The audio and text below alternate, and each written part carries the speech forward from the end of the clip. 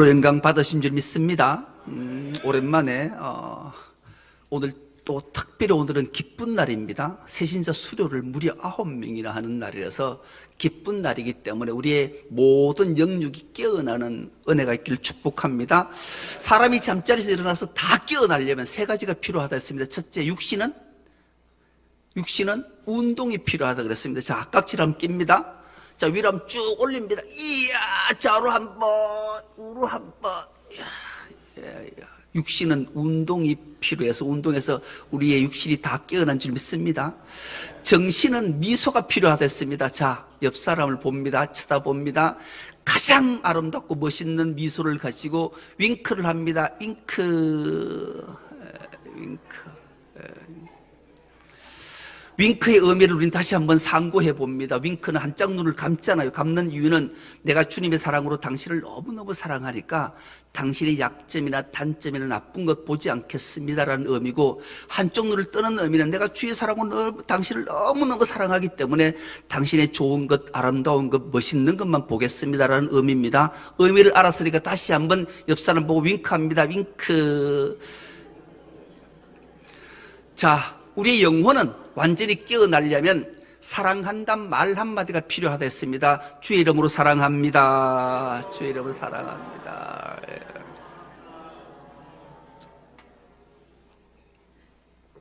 우리의 영육이 완전히 깨어난 줄 믿습니다. 오늘 우리 함께 의뢰받고자 하는 말씀의 제목은 잘못된 신앙에서 참된 신앙으로, 이런 제목으로 함께 은혜를 나누겠습니다. 성경은 하나님의 말씀입니다. 우리가 성경을 읽고 하나님 말씀을 듣고 순종하면 하나님 우리를 살피시고 우리의 기도를 들으시고 우리에게 복을 주실 줄 믿습니다. 고로 지혜로운 자는 하나님의 말씀을 읽고 듣고 순종하는 자인 줄 믿습니다.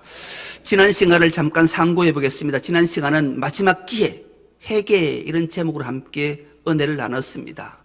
마지막 사사 삼손이 타락했어요. 그 타락의 극치는 가장 먼저 부모의 말씀에 불순종하는 것으로 출발했어요. 우리는 하나님의 자녀입니다. 우리가 타락하면 하나님 말씀에 불순종이 타락의 원인이 되고 근거가 되는 거예요. 부모의 말씀에 불순종했던 이 삼손은 타락으로 가는 길에서 가장 또 한 많은 죄를 무서워하지 않아요. 여러분, 우리가 그리스도인이 죄에서 노임받고 사함받았는데 죄를 무서워하지 않으면 내가 타락의 길로, 멸망의 길로 가는구나를 알아야 돼요. 그리고 마지막 그는 하나님의 언약, 약속을 저버렸어요. 우리는 하나님의 언약의 하나님입니다. 말씀으로 이게 약속하시는 거예요. 하나님의 인생이 아니시니 시건하지 않으시는 분이, 하신 말씀을 반드시 이행하시는 분이 하나님이시기 때문에 그래요. 그런데 삼손은 이 모든 것 다 저버렸어요. 우리는 삼손의 이름의 뜻을 다시 한번 상고해 봅니다. 삼손의 이름의 뜻은, 삼손은 태양, 그런 뜻이. 더 나아가 그는 빛이에요, 빛. 그리고 그가 들릴라를 만나잖아요. 들릴라는 미끼, 어둠이에요. 여러분, 태양이 어둠에 함몰되고 침몰되는 이유가 바로 여기에 있는 거예요. 죄를 무서워하지 않고 불순종하고 언약을 저버리니 태양인 빛이 미끼를 물어서 어둠에 함몰돼서 비참함을 맞이하잖아요. 블레셋 죄의 사단에게 잡혔어요. 두 눈을 뽑혔어요. 쇠사슬 녹사슬에 묶였어요. 연자맷돌을 돌려요. 그 이방 다곤의 신전에서 방백들과 백성들 앞에 재주 부리는 너무나 비참한 종말을 맞이하잖아요. 그런데 그가 그 모진 수치와 고난과 고문 속에 자신의 삶을 돌아보여, 나에게 이 큰 능력은 내가 잘나서 그런 것이 아니라 하나님의 은혜와 축복이었구나. 이것을 깨닫자 삼손은 눈물로 처절하게 하나님 앞에 부짖어 회개의 기도를 해요. 여러분, 회개가 뭘까요? 회개는 직역을 하면 방향을 바꾸다, 돌아서다지만 잘못된 자신을 돌아보고 슬픔과 후회와 탄식 속에 뜻을 돌이키는 게 회개예요. 자신의 잘못된 삶을 후회하는 거예요. 그리고 통에 자복하고 뜻을 돌이켜 방향을 바꿔서 하나님의 품에 돌아가는 것, 안기는 게 회개예요. 그래서 예수께서 공생애를 시작하시면서 가장 먼저 말씀하신 게 회개하라. 하나님의 나라가 가까이 왔다. 네가 잘못된 삶을 청산하고 후회하고 돌이켜서 내 품에 돌아오면 모든 죄를 사함받고 죄 씻음받고 영원한 생명을 소유하게 된다. 즉 하나님의 온전한 통치를 받아야 된다. 이게 회개이기 때문에 그래요. 삼손은 그렇게 처절하고 회개했어요. 상한 몸, 상한 심령으로 주님께 눈물로 기도했더니만 하나님은 그 기도를 들으시고 그를 긍휼히 여기셔서 그가 사사로 부름받아 20년 동안 사사로 통치할 때 살아서 죽였던 자보다 죽을 때 죽인 자가 훨씬 많은 하나님의 긍휼하심과 은혜와 복을 기억하게 했지요. 여기에 기막힌 하나 턱 던져놓은 게 있다 했잖아요. 그 속에 바로 예수 그리스도. 주님은 진짜 참사사, 영원한 메시아. 그는 십자가의 상한 심령 찢긴 몸으로 인류의 모든 죄를 구원해내신 그 놀라운 구원자를 마지막 사사를 통해 심어 놓았다 그랬어요. 여러분, 사사기는 세 부분으로 단락으로 나눠져 있어요. 서론 부분은 사사기 1장에서 2장은 사사시대의 성격이 어떠했는가. 그때는 정말로 당시 왕이 없으므로 백성들이 자기 속일에 옳은 대로 행하던 시절, 이 사사의 성격을 그대로 드러내 보여주고, 그래서 그들은 하나님 목전에 악을 행함으로 하나님이 사사를 세우는데 3장부터 16장까지 12명의 사사의 업적들을 낱낱이 잘 기록하고 있어요. 이 본론이죠. 그리고 결론 부분이 오늘 17장부터 21장까지 내용이에요. 오늘 그 본론, 결론 부분인데, 이 결론은 당시에 종교가 얼마나 타락했는지, 윤리와 도덕은 찾아볼 수 없는 시대를 조망하고 있는데, 그 첫 번째 인물 하나를 등장시키는데 그 인물 이름을 성경은 미가라 이렇게. 미가. 여러분, 미가는 미자만 들어도 우리가 기분이 좋잖아요. 아름다울 미. 근데 이 미가라는 이름의 뜻이 얼마나 좋은 이름을 가졌는지 몰라요. 미가, 여호와 같은 이가 누구신가, 이런 이름의 뜻을 가졌어요. 여러분, 우리가 믿는 하나님 같으신 이는 어디에도 없는 줄 믿습니다. 그분은 사랑과 긍휼과 자비와 놀라운 능력이 그분에게 다 있기 때문에 이 미가는 그렇게 기가 막힌 이름을 가졌던 미가가 얼마나 종교적으로 타락했는지를 그대로 보여주고 있어요. 오늘 우리의 모습처럼. 여러분, 우리를 세상 사람들이 그리스도인이라 말하잖아요. 우리가 그리스도인인 줄 믿습니다. 그리스도인이란 말은 그리스도께 속한 자, 그런 뜻이. 우리는 예수 그리스도 속한 자예요. 속했다면 주님의 삶의 여정, 주님이 공생의 3년을 통해 펼쳐 보이셨던 것을 그대로 기억하고 간직하고 그 삶을 살기 위해 몸부림쳐야 되는 자들이 그리스도인이기 때문에, 그래서 그 그리스도인을 향해 성도라 그렇게 말해요. 성도는 거룩하게 분리된 자, 세상과 분리돼서 하나님의 그 성결, 하나님의 놀라운 은총, 사랑, 그 빛과 향기들을 끊임없이 펼쳐야 될 사명이 있는 자가 성도, 우리란 말이에요. 그런데 우리의 삶을 되돌아보면 어떤 모습인가? 혹여나 미가처럼 살고 있지는 않는지, 오늘 말씀을 통해 우리의 삶이 잘못된 신앙이었다면 미가를 통해 깨닫고 참된 신앙으로 변화되는 은혜가 있길 축복합니다. 오늘 본문은 이렇게 시작합니다. 에브라임 산지에 미가라 하는 사람이 있더니, 이렇게 말해요. 이 미가, 여호와 같은 이가 누구신가? 그가 에브라임 산지에, 에브라임 지파의 소속이었어요. 여러분, 12지파 중에 가장 강력하고 모든 지파의 부름을 산 지파가 에브라임 지파거든요. 그 지파에 미가가 있었는데 그 미가에게는 부자 어머니가 있었어요. 여러분, 참 부모가 부자면 자식이 얼마나 좋을까요? 나는 부잣집에 태어나지 못해서 유산이라고는 단 10원도 못 받아본 사람이라서 부모가 재산이 많은 사람을 보면 얼마나 부러운지, 부모가 재산을 나한테 좀 물려줬으면 얼마나 선한 삶을 살았을까를 생각하게 되는데, 이 미가는 바로 그런 자예요. 이 미가의 어머니가 얼마나 부자인지 생각해보면 어느 날 이 어머니가 자고 일어나서 금고 문을 열었는데 자기의 재산 중에 조그만 일부인 은 1,100개가 사라졌어요. 은 1,100개가 얼마나 큰 돈인가, 얼마나 큰 돈인가를 한번 우리가 잠깐 보고 넘어가도록 하겠습니다. 다음 주에 설교 내용이지만 17장 10절에는 이 1,100개의 은이 얼마나 큰 돈인가를 슬쩍 비춰준 내용이 있어요. 이 말씀 우리가 한 목소리를 합독해 보겠습니다. 시작. 미가가 그에게 말하였다. 우리 집에 살면서 어른이 되어주시고 제사장이 되어주십시오. 1년에 은돈 10량을 드리고 옷과 먹거리를 드리겠습니다. 이 말을 듣고 그 젊은 레위 사람은 안으로 들어갔다. 아멘.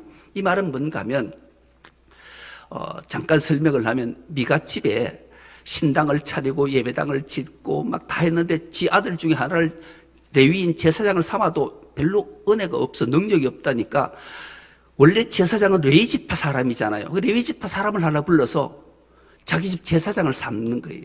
요즘으로 말하면 교회에서 목회자가 없어서 목회자 청빙을 해요. 청빙을 하면 이제 작은 교회 목사들이 좀 예배당이 큰 교회에서 청빙을 받으면 얼마나 설레겠냐고. 이 레위인이 청빙을 받아 1년 연봉을 얼마 주겠다는 게 은 10개 주겠대, 은 10개.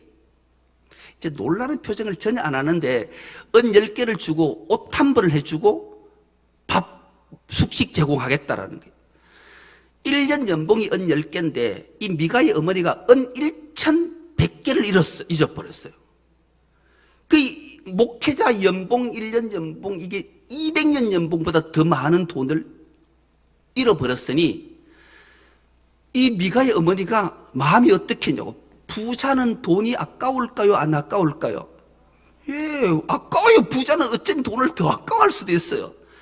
은 1,100개를 도둑 맞았으니 이 미가의 어머니가 오늘 성경 본문에는 별로 그 내용이 없지만 우리가 상상을 해보면 자기 돈 은 1,100개, 제사장을 자기 집에서 맨날 아침 저녁으로 축복기도 해주고 막 신방해주고 다 해주는 1년에 10개만 주면 되는 걸 1,100개를 잃어버렸으니 저주를 쏟아내는데, 욕을 하는데 입에 담지 못할 저주를 쏟아내는 거예요.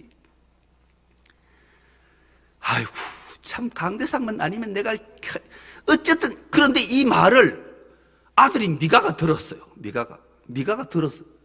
이놈이 겁이 덜컥 났어요. 우리 어머니는 옛날부터 돈을 조금 누구가 훔쳐가거나 사라지면 저주를 쏟아내는데, 누구가 시장 갔다가 5,000원짜리를 6,000원 받았으면 그 장사를 쏟아내면 그 다음날 가면 장사는 망해버리고, 이 어머니가 저주를 하면 막 이러니까 이 아들이 겁이 덜컥 났어요. 그래서 어쩔 수 없이 어머니가 가서 어머니 저주를 쏟아내는 걸 다 듣고 내가 직접 들었다.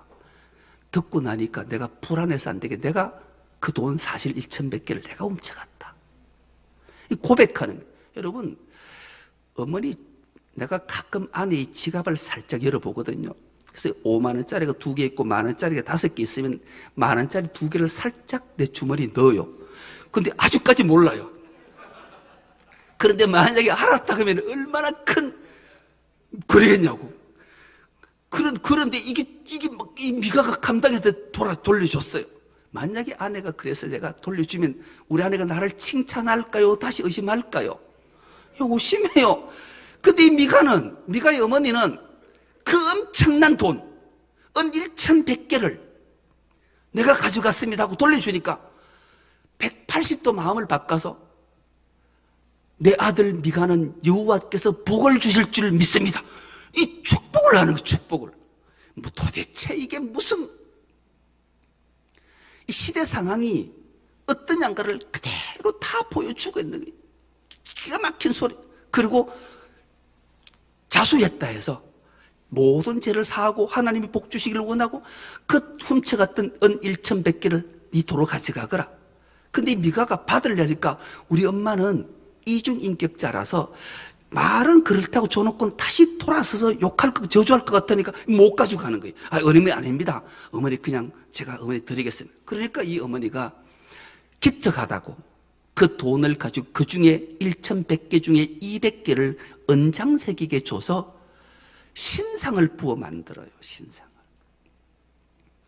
은 200개. 제사장 1년 연봉이 은 몇 개라 해서 10개. 그 20배를 은장새기게 줘서 신상을 만들고 에봇을 만들고 드라빔을 만들었어요. 여러분, 드라빔은 점치는 도구예요.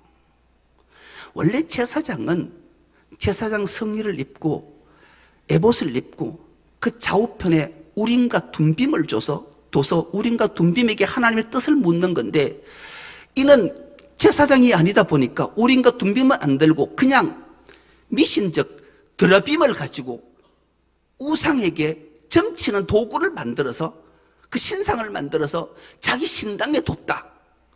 성경이 이렇게 기록하고 있는, 얼마나 종교가 타락했는지 그대로 보여주고 있는 거예요. 이 말이 얼마나 큰 범죄인가 하면 오늘날로 해석을 해보면 그래요. 여러분, 하나님이 오늘 우리에게 10계명이라는 걸 주셨어요. 제1계명, 나 외에 다른 신을 믿지 말라. 제2계명, 너를 위해 우상을 만들지 마라. 이 계명을 어긴 거예요. 우상 만들었다니까요. 그리고 제8계명, 도둑질하지 마라. 이 10계명 전체, 하나님과 인간관계 1계명, 4계명, 5계명에서 10계명 모두를 다 어긴 그 대표적인 모습을 미가를 통해서 그대로 보여주고 있는 그 집안을 통해서. 그리고 그걸 가지고 자기 집에 신당에 뒀다. 그래요. 참 얼마나 시대적 타락성을 그대로 보여주고 있는지. 그렇다면 오늘 우리는 어떤가? 여러분 어떠세요?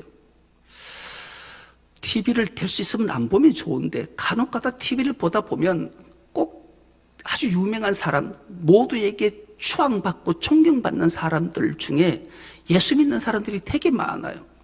근데 그 사람들이 예수 믿는 간증을 할 때마다 꼭 누군가가 옆구리를 툭 찌르면 하는 얘기가, 에이, 나도 술 마셔요. 나도 담배 피워요. 그리고 나도 새해가 되면 점치러 가요. 지난주에 누구하고 타로 점 봤더니만 내가 그렇대요. 이걸 스스럼 없이 얘기를 해요. 예수 믿는 소리는 말을 하지 말든지. 그러면 세상 사람들이 우리를 향해 뭐라고 하냐고요. 내가 오늘 기도하고 이래 보니까 우리 교회 딱 2사람이 점치는 사람이 있어. 타로 점 보고 사주팔자 간상 보고. 이 얼마나 가슴, 그 중에 하나 맞히면 되지 뭐. 미가가 그런 거예요. 그 집에 자기 집에 신당을 차려놓고 그 은 200개를 가지고 신상을 부어 만들어 놓고 드라빔을 만들어 놓고 그래 기도하는 거예요. 아침 저녁으로. 오늘날 교회 와서 예배 드리고 돌아갈 때 오늘 뭔가 내가 은혜에 충족하지 못해. 그러다 보니까 어느 교회에 부흥회를 한다. 기도원에 신령한 원장이 기도하면 낫는다. 불이 나게 쫓아간다. 이 모습을 그대로 오늘 보여주고 있는 거예요. 그런 모습을. 그렇다면 왜 미가의 어머니는 이 가정이 이런 자행을 할까? 그 결론의 말씀을 오늘 본문 6절이 우리에게 알려주고 있어요. 6절 말씀 우리가 한 목소리로 한번 합독해 보겠습니다. 시작. 그때에는 이스라엘에 왕이 없었으므로 사람마다 자기 속인에 옳은 대로 행하였더라. 아멘. 여러분, 이스라엘에 왕이 없어서 그런 거예요. 진짜 이스라엘 왕이 없어요? 있어요. 이 당시에 이스라엘 왕은 신정국가였기 때문에 하나님이 통치를 받는 시절이었단 말이에요. 오늘 우리도 마찬가지예요. 우리의 왕은 만왕의 왕 되신 우리 주 예수 그리스도이신 줄 믿습니다. 그 왕의 통치를 안 받으니 이런 삶을 사는 거예요. 얼마나 타락한 모습을, 시대상을 그대로 보여주고 있는 거냐고요. 오늘날 또 교회들이 혼합 종교가 얼마나 판을 치는지 몰라요. 교회 다니면서도 기도원 다니고, 기도원 다니면서 개인 기도 받아 다니고, 누구가 잘한다면 찾아다니는 그런 시대를 우리가 살고 있잖아요. 이 위험해요. 점검해 봐야 돼요. 나의 왕이신 예수님의 통치만 받으면, 주님은 우리의 머리털까지 세심받고 나보다 나를 더 잘 아시는 분이 하나님 앞에 매달려 찬송하고 기도하고 말씀 읽으면 하나님이 그 기도, 그 말씀, 그 찬송을 받으시고 우리의 모든 문제를 해결해 주실 줄 믿습니다. 내 때가 아니라 하나님의 때에 가장 값지고 가장 옳고 가장 선한 것으로 하나님 주실 것을 믿는 것이 믿음인 줄 믿습니다. 그렇게 살아야 돼요. 그렇지 않으면 반드시 자기 소견에 옳은 대로, 내 생각이 옳은 대로 행하면 반드시 책임이 따른다는 것을 기억해야 돼요. 책임이 따라요. 왜요? 하나님 앞에, 심판대 앞에 우리는 반드시 서야 되기 때문에. 자기 하고 싶은 대로 살면 그 책임은 반드시 져야 돼요. 져야 된다고요. 이것을 기억하는 은혜가 있기를 축복합니다. 이렇게 잘못된 신앙의 미가의 치만을 통해 오늘 우리를 조망해 봤으니, 이제 이 잘못된 신앙이 어떤 것인지를 알았다면 가장 첫 번째 타락이 물질간에서 시작됐다는 것을 우리에게 그대로 보여주잖아요. 그렇다면 오늘 우리의 그리스도인들이 물질간을 어떻게 가져야 하는가? 딱 하나만 기억하면 돼요. 내가 부자다, 내가 애쓰고 땀 흘리고 번 돈이니까 내 마음대로 써서는 된다, 안 된다? 안 돼요. 왜요? 하나님이 주셨기 때문에. 그 우리 물질간은 청지기, 즉 사명임을 기억해야 돼요. 하나님이 나에게 맡겨놓으신 것이니 이것을 어떻게 선하게 선용해야 되는가를 우리에게 깨달으라고, 그래야 타락하지 않는다, 이것을 우리에게 말씀하시는 거죠. 그래서 이게 하나님 맡기신 물질을 어떻게 쓰는 게 가장 좋을까? 그것은 가장 첫 번째는 따라하겠습니다. 하나님 영광을 위해. 우리 물질은 오직 하나님 영광 위해 사용해야 돼요. 둘째는 다른 사람의 유익을 위해. 그럴 때 그 모든 유익이 나에게 하나님이 돌려주실 줄 믿습니다. 하늘의 상급도 쌓일 줄 믿습니다. 여러분, 요즘 재미있는 다큐 영화 하나가 있어서 소개하려고 해요. 그 영화 이름이 어른 김창하라는 영화예요. 시간이 되면 한번 보셨으면 좋겠어요. 저분 좀 들어보신 적 있으십니까? 앞에 어른이라는 표현을 썼어요. 어른. 여러분, 젊은이들이 연세 드신 분들을 향해 딱 두 종류로 구별한대잖아요. 어른과 꼰대. 어른과 꼰대. 연세 드신 분이 꼰대가 되면 안 돼요. 꼰대는 자기를 드러내고 자기 말만 하는 자가 꼰대래요. 어른은 남의 말을 들어주고 남을 인정해 주는 것. 자꾸 말을 많이 하고 가르치려고 하는 거 다 꼰대라는 거예요. 근데 꼰대는 억수로 많은데 어른 찾아보긴 힘들어요. 그래서 저 김창하라는 분의 앞에 수식어가 어른 김창하예요. 저분은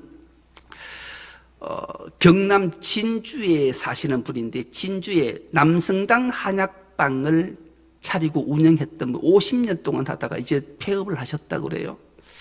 저분이 18살에 한약 그 조제 시험에 최연소 합격자이기도 하다 그래요. 그래서 저분이 돈을 엄청 벌어. 저분의 간증에 이런 내용이 하나 나와요. 정류장에 사람들이 차가 막, 요즘은 그런 일이 잘 없지만 옛날에는 시내버스 타면 정원이 43명이면 최소한 150명은 탔어요. 20, 30대는 모르죠. 우리 시내버스 타보면 한 100명쯤 타는데도 손 들고 있으면 20, 30명이 다 태워요. 막 차장이 밀면 막 다 들어갈 수 있어요. 그래, 그 막 100명, 150명이 시내버스에 내리면 절반 이상은 자기 집 고객이래요. 손님이래요. 그러니 돈을 얼마나 벌었겠어요. 그 돈 번 것을 이 김장어른 어떻게 썼는가? 가장 먼저 명신고등학교를 세웠어요. 학교 하나를 설립해서 나라에 기증했어요. 학교 세우는 게 뭐 몇십억 가지고 되겠어요? 번 거 뭐 그 다 이제는 놀라는 표정을 살짝 해야 돼요. 그리고 그분이 돈이 없어 공부 못하는 아이들을 장학금 줘서 공부시킨 숫자가 수천 명이 된대요. 수천 명. 그 중에 대표적인 인물 하나가 요즘 떴잖아요. 문형배라는 헌법 재판관. 그분 때문에 이 김장하라는 어른이 세상에 드러났어요. 이 문형배 재판관, 이 판사가 너무 가난해서 공부할 수 없는, 공부는 잘했는데, 근데 진짜 은혜로 이 김장 어른을 만나서 모든 학비를 다 제공받아서 공부하고 판사가 된 거예요. 그러니 자기하고 자기 친구 하나는 장학금을 못 받아서 도중에 공부 못하고 그냥 세상에 막말로 노가다꾼으로 인생이 끝나버리고, 자기는 그 김장 어른을 만나서 그렇게 사회로부터 존경받는 판사가 됐다라네. 이분이 너무 감사해서 지난날 돌아오면서 이 어른에게 인사로 갔다라는 거죠. 고마워서. 근데 이 김장 어른이 이런 말을 해요. 내게 고마워할 필요 없다. 나는 이 사회의 것을 너희에게 주었으니 갚으려거든. 내가 아니라 이 사회에 갚으라. 그랬대잖아요. 그래서 이분도 자기가 마음을 가졌대요. 여러분, 판금사를 하면 돈이 많을까요? 없을까요? 그냥 묻는 게 바보지요. 요즘 뭐 의회는 재산이 뭐 70억이 되니 해서 또 막 난리가 나잖아요. 판금사를 하면 월급을 받아가지고는 죽었다 깨도 5억 이상 못 모은다는데 뭐 70억, 80억 된다면 뭐겠어요? 그런데 이 문형배 재판관은 자기 재산이 3억 몇천쯤 된대요. 모든 집까지 다 포함해서. 서울에 보통 집 한 채에서 몇십억 할 텐데. 그런데 자기가 이 어른, 김장하 어른의 말 때문에 자기는 일평생 재산이 3억을 넘지 않기를 원했대요. 근데 3억이 넘었대요. 그 넘은 이유는 아버지로부터 한 1억쯤을 유산으로 상속받아서 그랬더라. 그래도 부끄럽다고 고백하는 거예요. 근데 이 김장하라는 어른이 많은 의록들을 남겼는데 가장 가슴에 와닿는 의록 하나를 소개하려고 해요. 이 어른은 돈은 똥과 같다. 돈은 똥과 같다. 모아두면 악취가 나지만 흩어놓으면 거름이 된다. 여러분 참 주옥 같은 말이잖아요. 여러분 돈은 똥과 같은가? 왜 똥과 같을까요? 모아두면 악취가 나기 때문에 그래요. 그러나 흩어 구제하면 거름이 되어서 또 한 생명을 잉태하고 꽃을 피우고 열매를 맺게 된다. 이 어른의 이 의록 한마디가 참 되게 감동이 되더라고요. 근데 난 가장 가슴 아픈 것 하나는 이분이 종교에 대해서 마지막 말 한마디를 해요. 저는 이분이 이렇게 흩어 구제를 잘 하시길래 기독인인 줄 알았어요. 근데 이분이 종교 안에 비기독교 신앙을 지닌 비종교인. 이 기막힌 말이잖아. 비기독인을. 나는 기독인을 싫어한다라는 거예요. 인도의 간디처럼. 예수는 믿지만 기독인의 삶은 추하고 더럽게 자기들의 유익만 쫓기 때문에. 여러분, 우리는 참 많은 깨달음을 가져야 돼요. 그래서 진짜 우리가 주님이 사셨던 그 길을 이 타락한 시대에 우리가 어떻게 살아야 할지를 주님이 말씀하고 계시잖아요. 이것을 꼭 기억하는 은혜가 있길 축복합니다. 그래서 이 잘못된 신앙에서 참된 신앙으로 바뀌는 것은 물질관, 가장 먼저 하나님이 나에게 맡겨주신 이 정직이적 사명을 잘 감당할 때 하나님이 영광 받으시고 하나님 놀라운 은총과 사랑이 이 온 누리에 퍼져서 천하보다 귀한 생명을 구원해낼 줄 믿습니다. 거기에 우리 모두가 동참하는 우리 중성교회 모든 건속 다 될 수 있기를 간절히 기도합니다. 하나님 아버지, 은혜와 사랑을 감사합니다. 복된 주일 부르시고 하나님 말씀 앞에 설 수 있도록 은혜 주시니 감사합니다. 잘못된 신앙에서 참된 신앙으로 변화되어 하나님께 크신 영광을 올려드리는 우리 중성교회 모든 건속 다 되게 하여 주옵소서. 감사드리오며 예수님의 이름으로 기도드리옵나이다. 아멘.